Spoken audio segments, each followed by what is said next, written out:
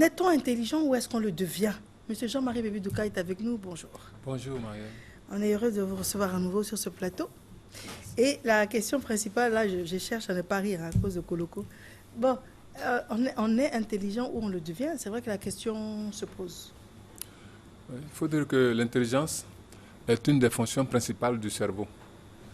Et devant le comportement de certaines personnes, de certains enfants lors de l'apprentissage, on est à se demander si la personne est intelligente ou elle ne l'est pas. Alors, certains se demandent si on est intelligent ou on le devient. Et ce débat... Mais l'intelligence, d'abord, qu'est-ce que ça veut dire? Alors, l'intelligence, c'est une faculté, c'est une capacité qui permet à l'homme de résoudre consciemment des problèmes.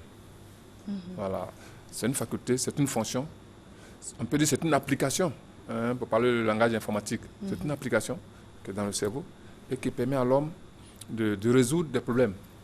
Voilà. Souvent on dit qu'il n'est pas intelligent celui-là, or qu'il est bête. Ça a un lien? Effectivement, il faut dire qu'il y a plusieurs types d'intelligence.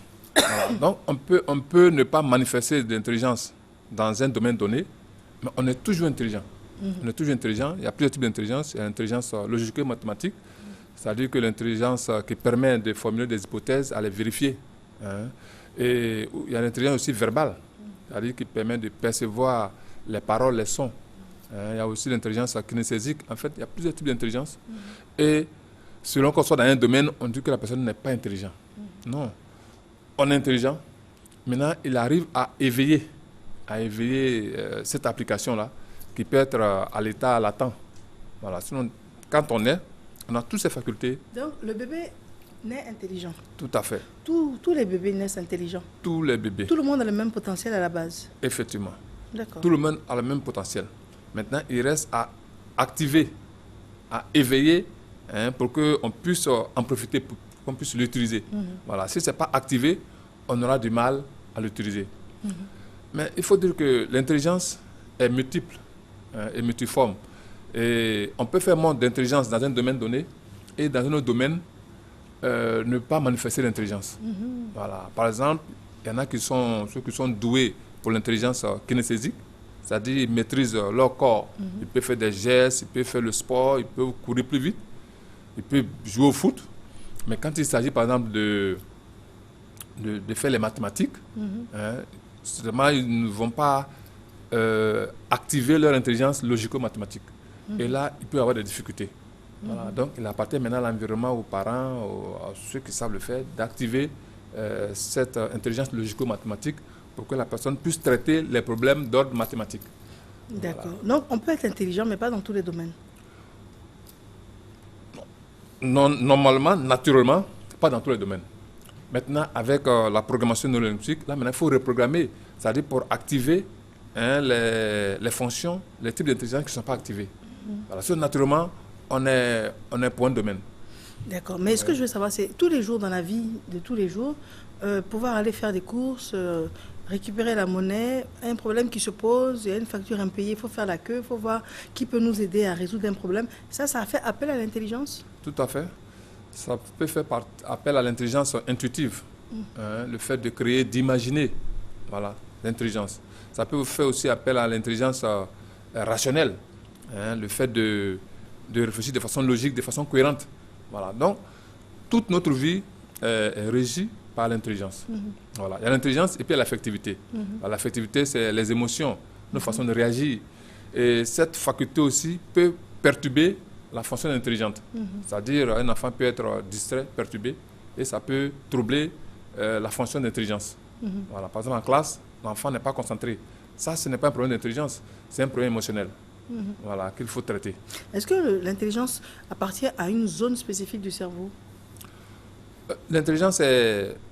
Par rapport à l'individu qui manifeste l'intelligence, il y a plusieurs zones d'intelligence et qui sont autonomes. C'est-à-dire, par exemple, quelqu'un peut... Si la zone du cerveau est endommagée, la zone, par exemple, qui gère l'intelligence logico-mathématique est endommagée, la personne pourra toujours activer les zones du cerveau, les autres zones, pour, par exemple, manifester l'intelligence kinesthésique. Il pourra continuer à marcher, il pourra maîtriser les mouvements. Ou bien l'intelligence verbale, il pourra chanter, produire des mots. Voilà, donc, il y a plusieurs zones, effectivement, qui gèrent le type d'intelligence. Il n'y a pas une seule zone. D'accord. Voilà. Et donc, des enfants issus d'une même mère et d'un même père peuvent avoir des intelligences différentes. Tout à fait. Pour l'enfant qui a le cerveau de type kinesthésique, c'est-à-dire le cerveau qui perçoit et traite de préférence les informations émotionnelles et les mouvements, ce cerveau-là a l'intelligence sensorielle. C'est-à-dire que ces enfants-là doivent être présents. Ils doivent instrumenter l'expérience ou la situation pour que le cerveau stimule l'intelligence. Si c'est par une personne interposée, si la personne n'a pas vu les choses, n'a pas touché par les sens, ce cerveau-là ne peut pas déployer son intelligence. La personne qui a l'intelligence affective, c'est-à-dire le visuel auditif, l'intelligence affective, c'est-à-dire que c'est dans un climat affectif, convivial, que son intelligence éveille. Donc ce type d'enfant, s'il n'aime pas le professeur ou l'enseignant, s'il n'aime pas la matière, automatiquement son intelligence est enveilleuse, ne peut pas s'exprimer. D'accord. Vous voyez? Si j'ai bien compris, les gens bêtes n'existent pas. Pas du tout. À moins qu'on soit malade. C'est-à-dire que on a eu des problèmes physiologiques au niveau du cerveau. C'est-à-dire qu'il y a des zones entières qui ont été détruites. Voilà, effacées. Voilà. Là, on peut parler de bête. Sinon, on n'est pas bête. Effectivement, il y a un enfant qu'on qualifie de bête que nous avons reçu au CM1. Mais quand on a vu son profil, on a étudié son type de cerveau, on lui a donné des exercices de niveau 5e devant son père et l'enfant a trouvé exactement 100% des exercices. Ils n'ont pas été étonnés. Voilà. Donc, ne pas connaître le type de cerveau de l'enfant, ne pas savoir comment le cerveau perçoit l'information, comment le cerveau traite l'information, c'est ne pas permettre la réussite de l'enfant. Est-ce qu'on peut rendre un enfant plus intelligent qu'il ne l'est? Tout à fait. Et ça, rapidement. Puisque aujourd'hui, avec la programmation neurolinguistique, on a appris, on connaît aujourd'hui comment activer ces applications dans le cerveau. Voilà, donc il suffit, on peut appliquer des techniques là pour éveiller l'intelligence logico-mathématique, l'intelligence verbale, l'intelligence kinesthésique, l'intelligence musicale, ainsi de suite. Même s'il n'y a pas d'aptitude a priori là-dessus. Par exemple, prendre un enfant qui est très manuel et on réalise que va naturellement s'orienter vers des métiers manuels parce qu'il adore ça. Est-ce qu'on peut en faire quelqu'un de très raffiné dans la philosophie, par exemple, qui est très différent du côté manuel? Absolument. Si on souhaite. C'est-à-dire qu'on dit que la nature incline mais n'oblige pas. Donc naturellement, vous pouvez être doué vers l'activité manuelle. On peut activer les autres facultés qui sont à l'état latent. Voilà, c'est dans le cerveau, mais c'est à l'état latent. Et comme l'homme aime s'installer dans le confort, l'enfant, quand il exerce les activités manuelles, il est à l'aise au départ. Quand il exerce les activités intellectuelles, il n'est pas à l'aise. Donc, il aura tendance à toujours se porter vers les activités manuelles. Voilà. Mais dès lors qu'on aura activé les fonctions intellectuelles, automatiquement, il pourra s'adapter à toutes les situations. Voilà. Donc, ce qu'il faut faire, avant, quand on n'est pas intelligent ou bien on ne manifeste pas d'intelligence, on dit on ne peut rien faire. Aujourd'hui, avec la programmation neurolinguistique, c'est tout à fait différent. On peut du jour au lendemain modifier. Mais dans l'histoire, il y a eu ces exemples-là. Einstein, dont on parle aujourd'hui, ne manifestait pas tant l'intelligence au début de sa vie. Il a eu des difficultés même scolaires. C'est plus tard, après son bac, qu'il est devenu Einstein. Ça veut dire que son génie s'est éveillé.